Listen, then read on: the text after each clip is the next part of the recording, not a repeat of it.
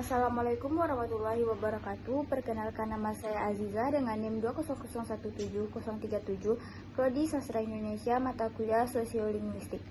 Kali ini saya akan mempresentasikan tentang analisis fungsi bahasa tradisional dalam komentar pada postingan TikTok ya Abba ya Bapak TV terkait pro dan kontra podcast Deddy Corbuzier dengan Meiden. Nah, pertama kita masuk ke pendahuluan. Dalam kehidupan bermasyarakat, ada banyak model bahasa yang digunakan oleh manusia. Model bahasa yang digunakan tersebut memiliki fungsi dan dampak yang berbeda-beda. Fungsi bahasa terbagi atas beberapa model. Untuk membentuk model-model bahasa yang dipakai, kita perlu memahami pemikiran tentang macam-macam definisi bahasa yang dikemukakan oleh para ahli, serta bagaimana definisi tersebut dapat menjadi titik awal yang baik untuk membahas hal ini. Fungsi bahasa memiliki dua model, yaitu model fungsi bahasa dan model tiga fungsi. Ada 5 jenis model fungsi bahasa, yaitu pertama, model teori informasi, kedua, model antropologi, ketiga, model sosiologi, keempat, model psikologi, dan terakhir, fungsi-fungsi bahasa. Selanjutnya kita masuk ke rumusan masalah. Yang pertama, apa yang dimaksud dengan fungsi kognitif? Yang kedua, apa yang dimaksud dengan fungsi evaluatif? Yang ketiga, apa yang dimaksud dengan fungsi afektif? Fungsi kognitif adalah fungsi bahasa yang berkaitan dengan pikiran dan penalaran manusia yang mewakili informasi dalam otak manusia. Komponen kognitif berhubungan dengan pengetahuan yang mengenai alam dan sekitarnya. Dan gagasan biasanya merupakan kategori yang digunakan dalam proses berpikir. Yang kedua, fungsi evaluatif. Fungsi evaluatif adalah kemampuan manusia dalam meneliti dan menentukan nilai dari sebuah objek tertentu dan menjadi ilmu pengetahuan yang baru dalam kehidupan sehari-hari. Yang ketiga, fungsi afektif.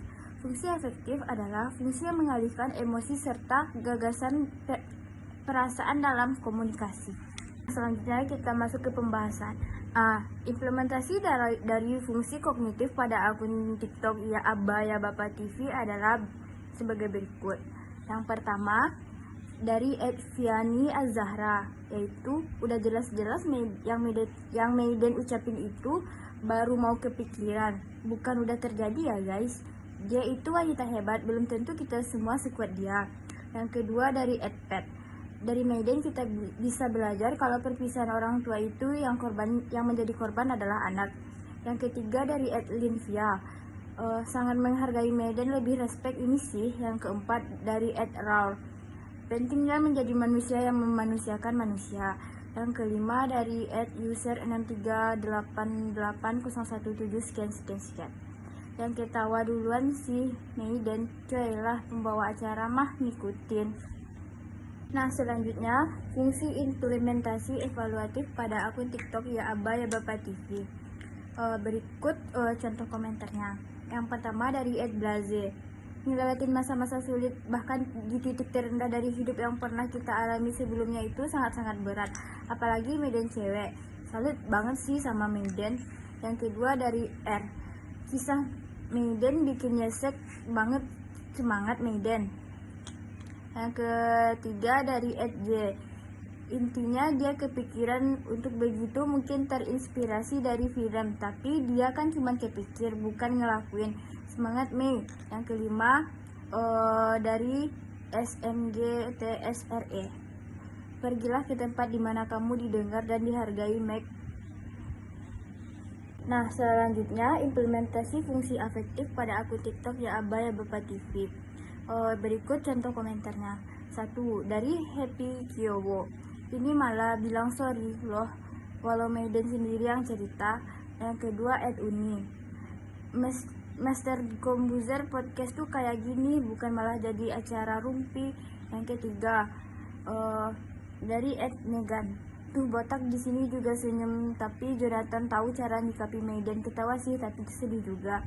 Yang keempat, Kejapa. BTW, ini podcast ya, bukan post gibah. Yang kelima, dari @Amanda Karpet Malang. Mending ini daripada Dedi. Nah, kesimpulan yang dapat kita ambil dari materi tersebut adalah bahasa bersifat sistematis. Sistematis adalah bahasa yang tersusun menurut satu pola tertentu. Sistematis bukan termasuk sebuah sistem tunggal, tetapi juga terdiri dari sejumlah subsistem. Bahasa pada saat ini sudah mengalami perkembangan yang sangat pesat, apalagi di era teknologi sekarang. Banyak aspek yang mempengaruhi bahasa ini. Di era teknologi ini, bahasa kerap kali digunakan di sosial media. Penulis meneliti pemakaian bahasa di sosial media, terutama di TikTok pada akun Abaya Baba TV sudah mulai melenceng kaidah dan nilai moral dan nilai moralnya. Penulis bahasa meneliti bahasa dari fungsi afektif, kognitif, dan evaluatif. Penulis menemukan berbagai contoh dan komentar di akun TikTok Abaya Baba TV. Fungsi kognitif berarti berkaitan dengan pikiran dan penalaran manusia yang mewakili informasi dalam otak manusia. Fungsi afektif mengalihkan emosi serta perasaan dalam komunikasi.